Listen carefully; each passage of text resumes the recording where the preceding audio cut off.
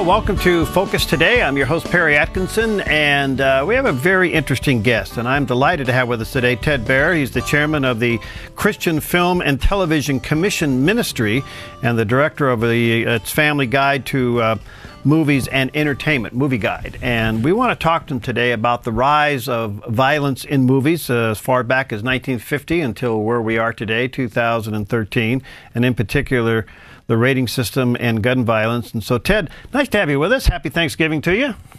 Happy Thanksgiving to you. Great to be with you today. Yeah. Interesting topic. I don't think there's any doubt that the violence in movies, and especially gun violence, has gone up since 1950. How much? Well, there are two things that happened that drove up the violence. One, in 1965-66, the Protestant Film Office shut down. During the golden age of Hollywood, when Mr. Smith went to Washington, it was a wonderful life, and my father was a star, Bob Tex Allen, in the first Texas Ranger series in the 30s, and my mother was a star. During those days, the church was a serious player behind the scenes, not just the Protestant Film Office, but the Catholic Film Office and the Jewish Film Office. And what they did is they didn't have any censorship powers, but they would tell them, look, how many empty seats do you want in the theaters? And when they left, when the Protestant Film Office shut down in 65, it went from 100% what would have been G-rated films to 82% R-rated films within 3 years. We went from The Sound of Music, the first X-rated ultra-violent movie within 3 years. We went from The Greatest Story Ever Told about Jesus to the first sex and Satanism film. So when when good people retreat from the mission field, that's what happens. Then the same thing happened a little bit later. Actually, when we did one of our galas, we were on Entertainment Tonight. We were talking about violence in the media, and the president at that time of the United States of America decided to call in the theater owners the very next day and told them, you've got to start carding kids so they won't get into R-rated films. Well, kids, according to every study, including Harvard, were the biggest attendees to R-rated film. So in 91, they left. So what happened was that R-rated films went down from 82% of the films to 30% of the films. But PG-13 came along with one of the Indiana Jones films, the second one, and they started dumping the violence into the PG-13. You know, if you're a great writer, you don't need sex and violence to attract an audience. If you're a bad writer, sex and violence becomes your cheap lures. It's like going up to Oregon and throwing a dynamite into the lake to catch fish. You know, you might catch more fish, but you'll kill the lake. So That's what they were doing. Wow. Interesting scenario. All right. Now, why, Ted, do you think the faith community has abandoned this industry? Well, they abandoned it for a brief period of time. I mean, when I grew up in the industry, and when I came to Christ through somebody giving me a Bible after financing 5 feature films, including a little bit of Oliver Stone's first film and the films that launched Canon Films, I went to seminary, sorry, and then I was elected head of the organization that did The Lion, the Witch, and the Wardrobe on CBS television. We had 37 million viewers, and then we said, how can we reestablish the old church film offices? And when we started, there was one movie with positive Christian content, and 82% of the films were R-rated, and all of that. And we've been chipping away. The best news is that we've increased the number of movies with positive Christian content so much so that the Wall Street Journal about 3 weeks ago came out that there are 15 very strong Christian films coming out next year, including Son of God from Mark Burnett, based on that Bible series, and Noah, and Heaven is for Real, and there are a couple of movies about the Acts of the Apostle. Oh. So we've seen a tremendous change there. Again, there's people who are lazy writers, lazy producers, rely on cheap lures to catch their audience, and we have to do a lot. But part of the process, Perry, and I'm glad you asked me this question, is not just the studios. The church, 140 million people every week go to church. Now, that's not as big as it used to be. It used to be 163 million, so it's drifting downward. But if 140 million people started living like Christians and voting at the box office for a great movie like Frozen that's opening up tomorrow, which is one of the best Disney movies in a long time, instead of voting for ultra-violent movies like Hostel. The good would do better and the ultra-violent would be shut down. So part of the responsibility is parents teaching their kids to be media-wise, and you're doing the job. I mean, you're doing the radio program, the TV program. Yeah. When you inform people, if more people were doing what you're doing, Perry, yeah, more Christians were saying, hey, it's not that we just want to sneak out and see this new ultra-violent or ultra-sexual film. We're making a vote at the box office. And if we want our kids to be protected, we got to vote for the good and not for the bad. Not because we don't want to, follow the crowd, but because we want to be an influence for the good. Well, we had a little bit of a test on that, Ted. We were the kind of like the founding area of a film release called The Lost Medallion. I don't know if you're familiar with it, but we review 100% of the movies that opened in 9 theaters or more. So yeah, and Alex Kendrick used to be my radio engineer for really? 5 years. Okay. So I've known him for years when he was just in 17, 18 years old. So I've known him for years. Well, we got behind that film up here. In fact, one of its executive directors lives here in the area, and we pushed it pretty hard, got it on the map, and it ended up going like 6 weekends. As you know, the opening weekend's critical, and our little area just really put it on the map. So there is a hunger for some better movies and films out there, and yet you can't skip across the dial without seeing the language issue, the sex issue, and the gun issue. And it's almost rampant at times. Well, you did something terrific, and I wish everybody would do that. And we review 100% of the movies, and The Lost Medallion had an ad on Movie Guide for years because, we reach 17 million through our real radio program that we do. We're on the #1 show in New York, a 2-minute drop-in. We reach 6 million a week on Facebook. We reach 90 million of this. You can look up all the numbers by going to one of those sites. But, people tend to say, oh, there's a good faith-based film coming out, whatever it is, like Christmas Candle that came out last week, which is a good film. Not great. I mean, it's not Thor, okay? There's not a lot of action adventure. And a friend of mine who owns a theater chain said, we'll pre-sell tickets to churches for $10 a ticket and they won't show up. And the theater owner makes his money off of the popcorn. Yeah. And I said, they think they're giving a donation.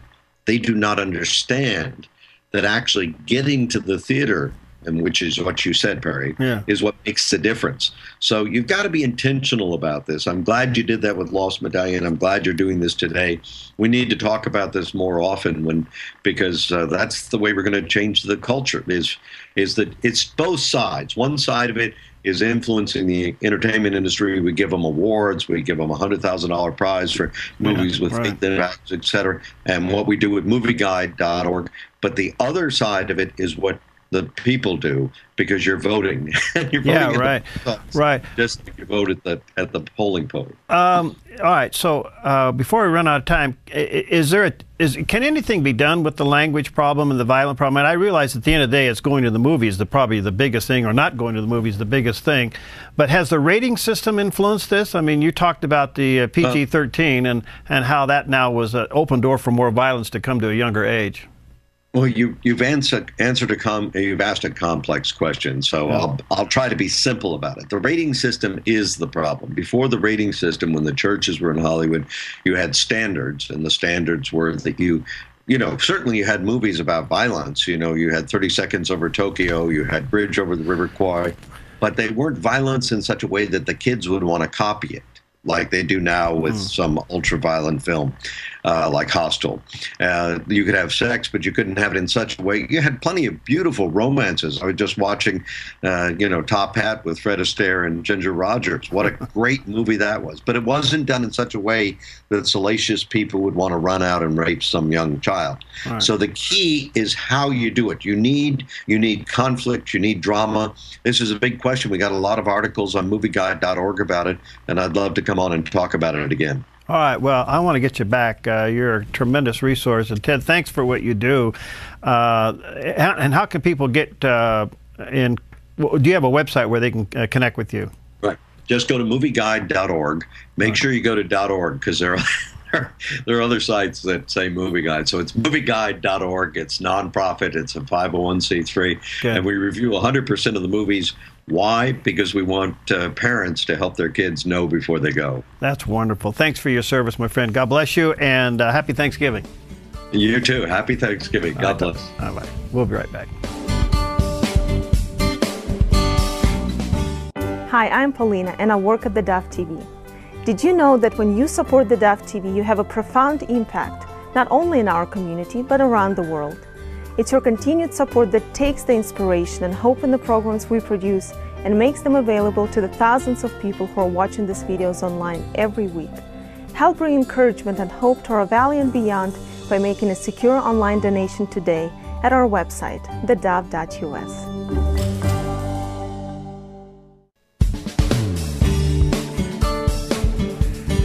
Okay, we're back. Always a delight to have Dr. Joel Klein in the studio with us today. He's with Ventana Wellness, and he just kind of lights up the room when he comes in here. I don't know if it's pre-Thanksgiving or just him being a neat guy, but we're going to talk about something today that is huge, absolutely huge, and this is National Diabetes Month. However, the whole subject of diabetes, Dr. Klein, is just mind-boggling to me because every time I see the numbers, they're going up. It's horrible. It's frightening. As we just said, even the CDC estimates that by 2050, a third of this country will be diabetic. A third? That's epidemic. Yeah, I mean, it's absolutely horrible. And yet the real causes of it, which we can certainly talk about, are not being addressed. Okay, I want to get into that, but let's talk about it in some layman's term. Right. Type 1, type 2. Very simply, they had to use those designations. Type 1 is the insulin-dependent diabetes, that happens more acutely in children when they get acutely ill, very sick, and have to take insulin because their body's not making insulin. Okay. Type 2 used to be called adult onset diabetes until after high fructose corn syrup became ubiquitous in our food supply, and we started getting 16-year-olds with it. So now they call it type 2, which is actually a disease of insulin resistance. Insulin levels are actually high in the body, which causes problems, but the body stops responding to it. So the diabetes just comes from the fact that blood sugar is elevated, but there's two completely different reasons. One's actually a deficiency of insulin, the other is a resistance to it. All right, if not treated, what happens? Everything in the body will break down, accelerates every aging process known. Certainly the high blood sugars, the sugar starts attaching itself to proteins in the body so that we have eye disease, kidney disease, heart disease, and really especially the type 2 diabetic process is associated, and actually the cause of that is our old friend inflammation, which basically accelerates every aging process in the body. And you can wind up other things with nerve damage and other far-flung complications from that. All right. Some of the symptoms of diabetes are those who may not know they have it. Well, a lot of times they don't. In these days, we see people with mild diabetes who have no symptoms at all. The common symptoms, what we used to find is when people's blood sugar was elevated, they were thirsty all the time, they had to urinate all the time, they were hungry all the time, and blurry vision, fatigue. Those will be the typical ones. But now we see mild diabetics who really don't have any of those symptoms because you have to have fairly high blood sugar for it to start manifesting with those symptoms. All right, so how's it detected? I mean, is it a blood test? It's blood test, okay, basically. Okay, and it shows up how? I mean, as high blood sugar. The mistake has been that the disease has been thought to be characterized, especially, and we're going to talk mostly about the adult onset, the type 2. The type 1 is a really whole different discussion, and actually for our population, there are some out there, but the overwhelming majority of the folks in this area are going to have type 2. For the type 2, yes, mostly the elevated blood sugar is what we find, and that is what, again, has been thought to be the diagnosis of it. But that turns out the high blood sugar is actually just one result of the underlying process of this insulin resistance. Wow. But the sugar is the basic diagnosis. All right. These numbers are unbelievable, and it's getting worse. Is the main contributor to this sugar? Diet in general, but it's actually it's our friends, the unholy trinity of diet, stress, and environmental toxins are actually all playing a role in diabetes. And Yes, you may inherit a tendency in your family, but there's not a gene for diabetes. There's a family of metabolism inherited traits, usually from people who came from areas where there is not a lot of food, like the Pima Indians of the Southwest, or Northern Europeans who ate more of a hunter-gatherer diet. There's more of the genes that these people had to hold on to all of their calories because they had nothing during the winter. So you may inherit the genetic tendency, but then you combine that with the American diet, the American lifestyle, and our polluted environment, because the toxins are being found to be playing some role in this as well. All of those combine to make the diabetes, but the diet is the primary issue. All right, so, but diabetes itself is not genetic, or it can be genetic?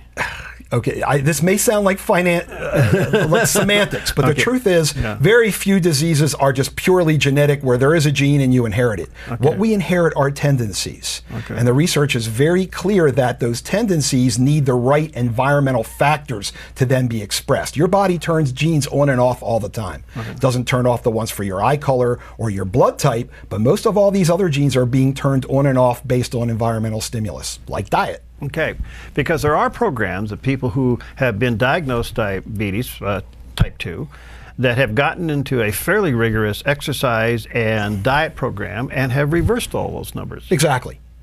I consider most people are 100% reversible. Some people, when they've been diabetic for a long time, and it's this weird combination where they have the insulin resistance, but they also, the pancreas cells have stopped making insulin at the same time. It's much harder to get those folks turned around. Okay. But everybody else, one specific case, this is rare, but I had one gentleman who came to me on 3 diabetes medicines and 2 blood pressure medicines. Wow. I put him on a very aggressive diet, which was actually 80% fat by calories. Really? Most of the fat was olives, olive oil, and avocados. Okay. And in a month, he had to stop all his drugs because he kept having low blood sugar and low blood pressure spells. So I had to say stop everything. So, but if a person is suffering with diabetes for a long time and doesn't go on to this preventative or corrective measure of diet and exercise, and some damage is done, can that be healed, or you have to just manage that? That's the big question. Okay. Maybe yes, maybe no. Some damage may be healed. You can certainly keep it from progressing. I've seen people get better. So because it's always a question, how much of that damage is permanent? You never know unless you treat the person and find out. All right. So, but yes, I always come from a perspective with someone that let's see how reversible this is. All right. The big question for me, right? It appears that diabetes is heading towards either pandemic or epidemic. I don't know. The numbers are not good. Right. And so is cancer. In my opinion, cancer is epidemic. Right. We're treating it like it's a bad oil change. I mean, it's just amazing. Exactly. Is there any connection? There's a connection at the root, because cancer is also, in my experience, can be caused by diet stress and environmental toxins, and it's our friend inflammation that's at the root of both of them. So that they're not necessarily causing each other, but they are both being caused by the same underlying factors. However, if you have higher blood sugars, and you don't even have to be diabetic, you can be pre-diabetic, cancer cells, by their nature, can only metabolize glucose for energy. So if your blood glucoses are higher, you're going to be feeding a cancer if it's there. So there can be a link in that department too. But it's the chronic inflammation that we've talked about over and over that's at the root of both of them, and as well as heart disease. So that's why you have diabetes, heart disease, cancer. These are the major diseases of modern society. You're the doctor. I'm certainly not. I just thinking there's got to be some kind of an environmental link or food supply link or something, because these things seem to be out of control. It's all of it. That's the problem. Okay. And I won't get too far into this, but our entire economy and culture runs on these things, and that's the bigger argument as to why it's going to be so difficult to change this, because it is a runaway train. All right, let's go to youth obesity and links to diabetes. Right. What is that? Absolutely. That's the complete thing. The youth obesity is coming from poor diets, certainly in inner cities, high intake of high fructose corn syrup. We've known since early days that fructose, the fruit sugar, induces a low-grade insulin resistance. That's why we ate those fruits for the most part in the late summer, into the fall when we were fattening up for the winter. Right.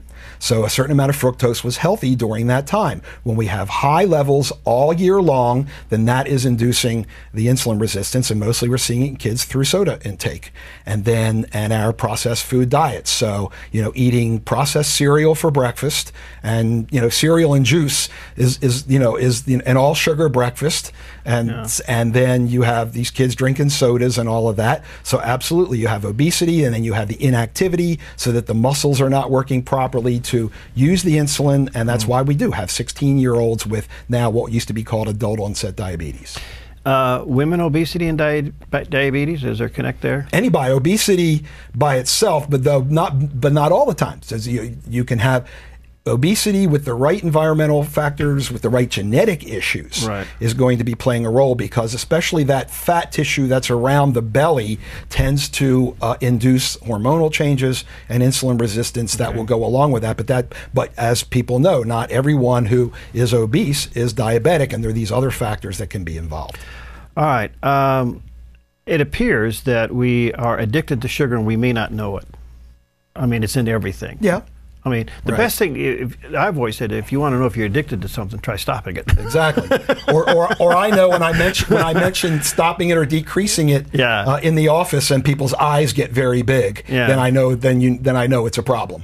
Okay, but isn't sugar kind of like the main contributor to this? It's the processed, but there's sugar in everything, also what we would call high glycemic foods, which has to do with they tend to induce blood sugar more forcefully. So it's flour products in general from processed flours. So it's the bread, pasta, crackers, chips, cookies, cereal, tortillas, et cetera, et cetera. Sugar playing a role in there. White potatoes have a glycemic index of 98 when pure glucose is 100. So white potatoes also basically have turned into pure sugar by the time they hit your stomach. All right, so it's all have to do with insulin in one shape or a form or another, and there's different ways of getting insulin. We see it orally, through infusion, in others. It's an amazing thing. Well, yeah, in this case, though, again, with the adult diabetes, it's the resistance to the insulin, and this is the problem, that the body is not sensitive to it because of the biochemical changes that have happened. So, yes, people wind up having to take insulin, but that winds up making things worse in many respects because they already have high insulin levels if they're a type 2 diabetic, but their body is not responding to it. But we need to give them the insulin in some cases to bring the blood sugar down, but what that's going to do is make them gain weight and may even increase inflammation. So a lot of it's robbing Peter to pay Paul. Well, and I've often heard when somebody's having a diabetic seizure, you give them a candy bar. I go, well, that's hypoglycemic, and that usually occurs again in the type 1 diabetics who are taking insulin. They're much more sensitive. Type 2 diabetics rarely, unless they're on too much medicine, have a hypoglycemic spell. All right. We'll take a quick break. Dr. Joel Klein's with us. He's with Ventana Wellness, and you may want to Google Ventana Wellness and bring up the website. It's great, and he's a great doctor. If you're looking for one, there's one right there. We'll be right back.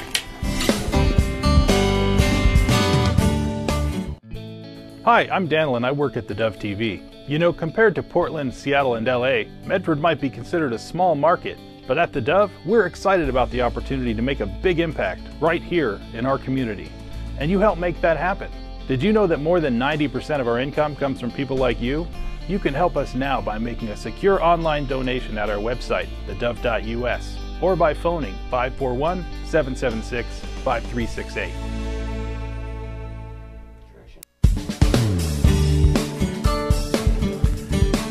Dr. Joel Klein's with us today from Ventana Wellness, and you may want to check out Ventana Wellness Clinic, and there's a host of really great professionals there, and Dr. Klein's one of them. What's your specialty? Everything, isn't it? Yeah. Well, I'm still board certified in family practice, family medicine, so I you're an all-around do doc. A little bit of everything. Yeah. But we really work on these kind of, what I do personally, these kind of functional illnesses, all the things that more than people realize are related to diet, stress issues, what's happening with our gut systems, hormones, and those kind of things. And I really appreciate the fact that you really work on the diet issue, because I think a lot of our illnesses certainly stem from that. And let's talk about that. I mean, if you got somebody that's been diagnosed, let's say type 2, and you want to get them on a diet, and they're hooked on all this other stuff, how do you move them into that area, and where do you eventually want them to go? Well, where I want them to go, and then I don't know how to move someone. I know how to open the door and let them walk through. I can, I don't find fear to be a good motivator. Oh, if you don't do this, you're going to, that doesn't usually work well for people. But I let them see and just be aware more of their consequences. But what we want to be doing, in my experience, there are actually several ways to do this. What I found that works is getting people away from carbohydrates in general. So, like I say, we want to use some grains and really, literally a cooked whole grain. Anything that comes in a box or a bag, I think really is I don't care what they say on it, is no good. We want to get down on the starches and up particularly on the healthy fats. And like I say, the most healthy fat is actually, for diabetics, what's medicinal is what's in olive oil. And also olives, obviously, and avocados. What's called the omega-9 oleic acid fat is literally medicinal for those folks. And some doctors who are also experts in nutrition will recommend 4 tablespoons of olive oil a day somehow worked into the diet based on that. But it really has to do with getting the carbohydrates down, especially at breakfast. Breakfast is the most important meal to do that. If we can get insulin levels down at breakfast, that will hold us through the rest of the day. So not eating cereal, believe it or not, I don't, the old steak and eggs or something that's more protein and fat with a little bit of carbohydrate is going to be a much better breakfast and hold people better through the rest of the day in terms of keeping their insulin levels down. All right. Wow. There you go. I mean, that's free advice, and there it is. Exercise. Essential, especially depending how far along you are, because most of this insulin resistance occurs in the muscles, that they're not responding to it. So in order to get the only way to get glucose into the muscle without insulin, because we have to bypass that pathway, is the exercise. And that in and of itself has beneficial effects. That can be a problem depending on how far along people are, and they've already got these complications from diabetes. Let's say they have arthritis, they have other issues. Well, you have to figure out what you can do. Pool exercise, swim programs, an exercise bike or something. But the aerobic exercise is the most important, but also some strength training, because increasing your body's muscle mass also helps decrease the insulin resistance over time. Okay, because a lot of people will go out, especially at the first of the year, and they'll overdo it, and they're good for about 4 weeks, and they're right, and that never works. Yeah, so just start walking. How about find something you enjoy doing and do it. Okay. Yeah, and even walking at a brisk pace. And the best thing, and the hardest thing to do this time of year, I understand, is to do the exercise first, and then in the morning, and then have the low carbohydrate, higher protein, higher fat breakfast. Again, that sets your insulin thermostat low for literally the rest of the day, so that your insulin response to lunch actually has more to do with what you ate for breakfast. So what you do first thing in the morning is actually the most important. Now, are you into these snacks throughout the day? Yes, if they're higher protein, higher fat, not glycemic things. People can use protein powders. There are bars that are made specifically for folks to do like that if they have to spread things out. Okay. I'm just amazed at this whole diabetes thing, that we don't take it more seriously, and a lot of this can be prevented, can it? 100% of it. Okay. I mean, Dr. Lee Broadhurst, who's at the USDA, I heard her at a conference one time. I think this is a little bit of exaggeration, but she wanted the dramatic effect. So she got up and her first words were, "Diabetes is not a disease. It is the natural outcome of the standard American diet." Whoa. I think it's 100% preventable of the type 2. Yeah. But not the way we live and the way we eat. It's all geared. I mean, it couldn't be more perfectly designed to create a country where 1/3 of people are diabetics. All right. So what can you say to the mom who really is trying hard to put this diet together for their children, and yet they go to school and they're plagued with all the sodas and everything else like that? What can mom do to look at this? You have to keep encouraging. You can do what's at home now. Fortunately, now they're getting now they realize paying the companies to make money for the school by poisoning our kids maybe is not not such a great idea. So maybe we need to get the soda machines out of the schools, and try to you do the best you can under those influences. But at least you need to be moving away from the processed foods. And we've gotten to the point where we reward our kids with cookies and crackers, and we start them very young when they come in with the goldfish, and I see them with the Cheerios and these types of things. And I know it's tough that they're getting messages through the ether, not even through television, but we need to get to more healthy snacks and start encouraging at a younger age. They're going to be naturally attracted to those things. So the best thing you can do is just keep being an influence and moving things in the other direction, but at least limit the real sugary foods and certainly the snacks and the sodas. Can you overdo the protein thing when you're battling? Yeah, diabetes? You don't want to do all protein, but you want to do, but again, higher quality protein. This is a much longer story. We probably have to do a whole show on this, where it's actually saturated fat is not bad. It's probably the absence of the healthy fat in the meat that is the problem. So grass-fed being better. But yes, you can do too much protein. So I tell people in general, take your dinner plate, and if half of it is vegetables and not potatoes, but non-starchy vegetables, maybe a quarter a whole cooked grain and a quarter the protein, you're going to be around the right percentages in there. You don't want to do a lot of protein, actually will clog up the kidneys. So it's about a balance. But the main thing is we already have too much heavy on the starches. So we want to cut those back and actually go to things with the healthy fats. All right, I think we all experience these sugar spikes, the ups and the downs. And what is the normal blood sugar level? Well, fasting depends on who you talk to. There's some real aggressive folks who feel like your fasting sugar should be below 70. It certainly should be below 90 to 100. You get in the 100 to 125 is this borderline pre-diabetes range, and then above 125 is where they draw the line and call it diabetes if it's consistently there. Then after a meal, typically in the 140 range, maybe 160, but usually around 140. But most people aren't testing there. The main thing we do is use this thing called a hemoglobin A1C or glycohemoglobin that tells us over 3 months what your average blood sugar has been, and that's a much better marker for where people have been long term rather than single determinations. Whoa. Well, I'm just amazed that we're actually tolerating it. We don't fight it a little bit more aggressively. That's the part of it I don't get, because all the numbers there. Why aren't we fighting this thing? Well, because we'd rather fight what we're all trying to do to try to pay for this obscenely expensive healthcare system that makes everybody money. So we'd much rather fight about that than fight about the real causes. Don't get me started on that one. No, well, maybe I only got a couple of minutes left, but are you being affected by this so-called plan? We don't know what's going on. No. You don't know what's happening? No, and we're going to see what happens with these cover Oregon people as far as we're concerned. I think the concern is more what's going to happen down the line with it. But yeah, I was tempted to say something if you asked me about this, but I think I ought to keep my mouth shut. Well, I won't. No, go ahead. I mean, hey. I think, you ask me, I think both sides. I think that people say, what do you feel about Obamacare? I says, well, I feel the same about it, quite frankly, and your listeners may not agree with me, that I felt about the Iraq War. Okay. I didn't agree with it, but now that it's official policy, I think we should be doing everything to see if we can let things succeed and not try to undermine, no matter how much we feel against it. I think that's, 45 years ago, it was my country, right or wrong? Yeah.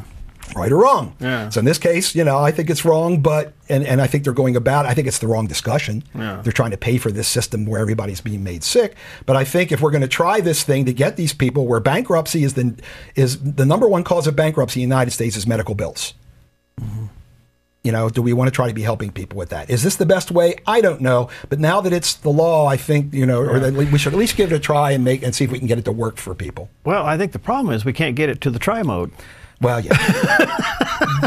No argument there, and if we can get to the try mode, we'll try it. I understand, and of course, yes, we know the road to hell is paved with good intentions as well. Yeah. But if all the entrepreneurs out there gave up the first time things went wrong in their business, they wouldn't have a business.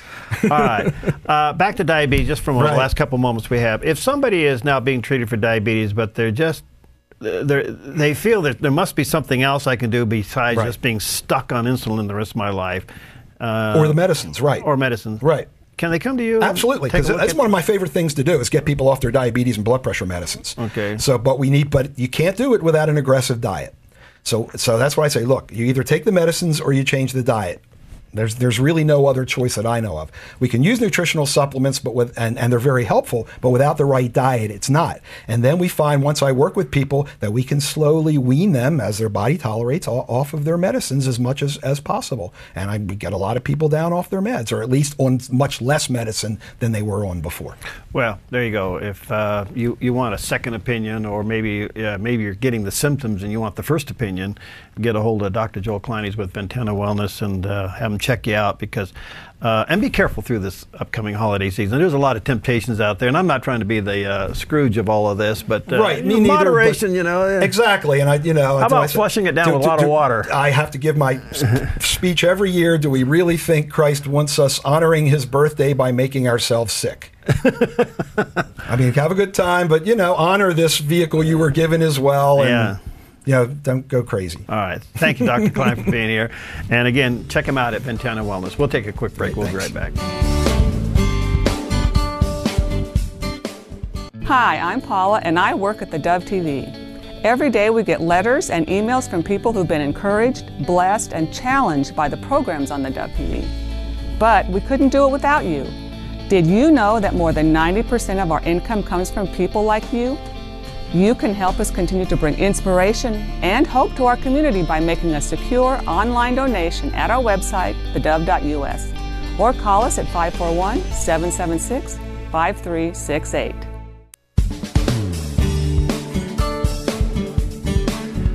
Okay, we're back, and our special guest is Gary Kenzer. He's the National Executive Director of Honest Reporting. Well, now there's a good title.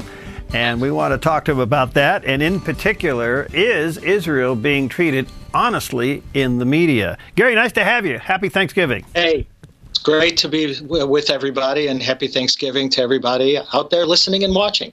Now, we're in Oregon. And we're in Illinois. You're in Illinois. All right, good. Hey, listen, tell us about Honest Reporting. Tell us about your organization. Sure. So we were founded in 2000 as a result of what has become very popular, which was a picture that was taken at the end of September 2000, where a young man was bloody and there was a military person standing over him. And the caption of the picture read, "A Palestinian and a policeman on the Temple Mount." And the assumption was that the policeman, which turned out to be a soldier, had hurt the kid, which turned out not to be a Palestinian, but in fact a Jewish kid from actually the Chicago area. And so that was really wrong, how that was captioned. And it sent shockwaves throughout the entire world. And a bunch of British students in London actually formed what is today a worldwide movement called honestreporting.com to straighten out how the media sees Israel. Rather than seeing Israel as guilty until proven innocent, we want to see Israel as innocent until proven guilty. Okay. Again, honestreporting.com. All right. Well, let's talk about the media's treatment of Israel. It's been said that they just don't report on them. So in that itself, is that a bias? Yeah, what the problem is that Israel became known as the superpower many, many years ago. So all of a sudden, it no longer became the underdog. And, the world likes to cheer for an underdog.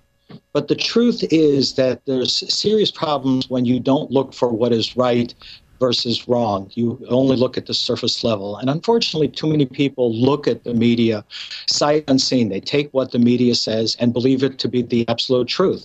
And we know that that is not true. So our job is to engage the media and to engage people all over the world to understand how to better read news articles and read what it says and read what it doesn't say also. And many times what it doesn't say is louder than what it does say. So, the whole idea is if you really go back to the media and you see all the articles of recent, you will see that Israel is treated more often than not as guilty until proven innocent. And that's a really wrong thing. You should be treated no different than any country in the world, which is innocent until proven guilty. There are great examples where they show, a young boy, the BBC showed actually a couple of months ago, a young boy was murdered by Israel in Gaza. Okay. Then 3 days later, the article appears that the murdered boy appears home and alive. So what's wrong with that caption? Wow. Okay. The damage is done. Right. Right. And if you print a retraction to it, how many people pick up the differences between the retraction and the original infraction? So in your mind, it's done. I'll give another great example. Do we remember at the beginning of the Intifada what was the most graphic visual that you saw? Do you remember what that was at the beginning in 2000? You remember about the father shielding his son? Oh, that's right. Right. Yeah, see, everybody remembers that. It's the Aldura case. Right. So that was a case that was so popular and continues to be popular today because it's a visual. And you know what they say about visuals? What do they say about pictures? Yeah, it's worth 1,000 words. 1,000 words. Yeah. 1,000 words. It says more than any article will say. So everybody assumed that this young boy was actually murdered by Israel. Only later was it revealed that it could not have possibly been based upon where the soldiers were positioned. There was no way that it could have been Israel. And we're not even sure that the young boy is dead. Which is, you know, I'm not calling into question if he's dead or not. I'm calling is why assume that Israel was the guilty one? Whoa. And that's a problem. But people remember that Aldura case like it happened yesterday, and it happened well over 13 years ago. Why is there in the mainstream media this vilification of Israel and maybe even for Prime Minister Netanyahu? Well, you know, I think it goes back to cheering for the underdog. Everybody likes to cheer for the underdog. And while Israel is certainly the underdog in terms of the square footage, the geography, you know, it's a wonderful country with some very interesting neighbors, let's just say that. You know, being very nice. Yeah. But the reality is that it excels in everything from technology to research to pharmacology to computer science, everything. It excels in everything. So in reality, it's not really an underdog. It was one of the last economies to collapse and one of the first ones to come back. And, you know, there's some fascinating stories. If people remember, am I allowed to say the magazine? Sure. On the air. So there was a magazine, Time magazine, did an article in September of 2010. And it was basically, it was a Star of David, right, which was made with daisies. I don't know if people remember this, but it was done, and it said, why Israelis don't care about peace. Whoa. That was the front cover of what was to be a very lengthy article. Now tell me something. If anybody out there who's watching or listening to this, do you know an Israeli? And I would guess many people do. Right. How many of us realize that Israelis, when their children turn 18, they have to send them to fight in a war? Right. And to fight in the IDF. I don't know about anybody else out there, but if I had to send my child to fight in the war, I would absolutely be concerned about peace, that there was peace, so I didn't have to send my child to war. And I'll go even a step further.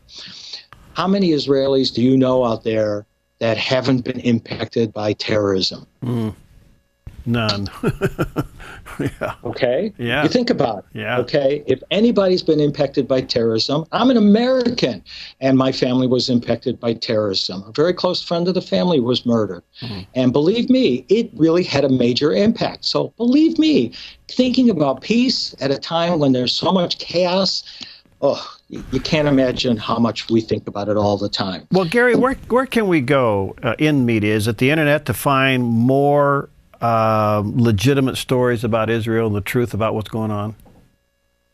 You know what? What's more important, you know, if people ask actually the question, where can I get the absolute truth about what goes on? You know, what's the best source? And to be perfectly frank with you, there isn't really one great source because some of them are very questionable. They're not consistent with their coverage. So, you know, what's very important for people to do is to do diligence when they read an article, to read it with open eyes and to look at the pictures with open eyes. Don't be deceived. And I'll give you a great example. I'm digressing, but I think it's very important. You've heard of this word called the Intifada, right? Right. How do you know what that means? No. How do you know that word? Well, because of the news, the media. Yeah. So you would have to speak Arabic to know what intifada means, which basically means an uprising. Okay? It's not a real great English term for it. Spontaneous is not a great term for it, but uprising. So when you use that word intifada, which all of us use, you're using a political term. You got to be very careful how the media slips in this information, and we don't even know. Wow. Let me give another example very, very quickly, because I know our time is fleeing and I want to get so much information out and to meet all your listeners and viewers. But what is when you read an article, and I say you read it either in the paper, you know, how many people read the paper these days, but see it in the news or read it online. Is it a good thing to have fact and opinion sort of mushed together? No. So if it's not a good thing, and most people would agree, and I'm not talking about an op-ed article, that's different. That's where, you know, opinions belong. But let's say a factual article. How would you know then if opinion is going in and fact is going out the door? How would you know when that's happening? Well, you don't.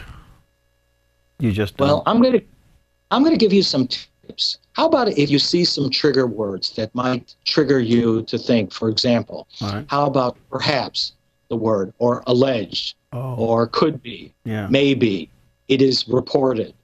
Some of those catchphrases, if people start looking and being more aware of those phrases, they're going to be far more aware that their opinions are being, their minds are being persuaded by opinions. Well said. And, you know, it's going to happen. There's no question. But we want people to be knowledgeable about the fact that fact is going out the door and opinion is coming in. Wow. So it's very important. And this is what our job is to educate people in mass how easy it is to be manipulated. One more example, if I may. Yeah, I got a minute.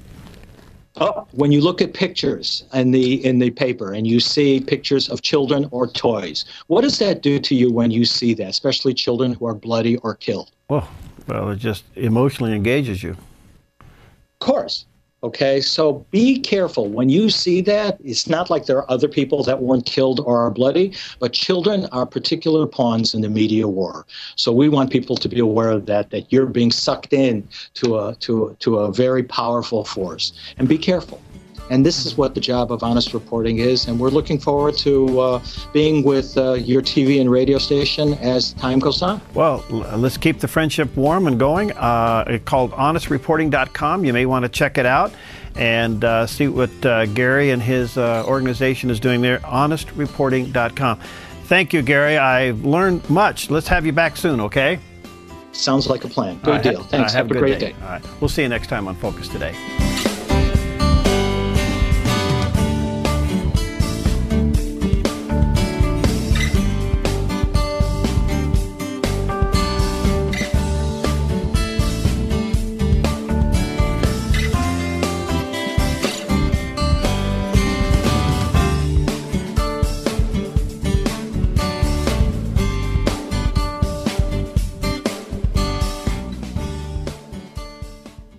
Hi, I'm Jim and I work at theDove TV.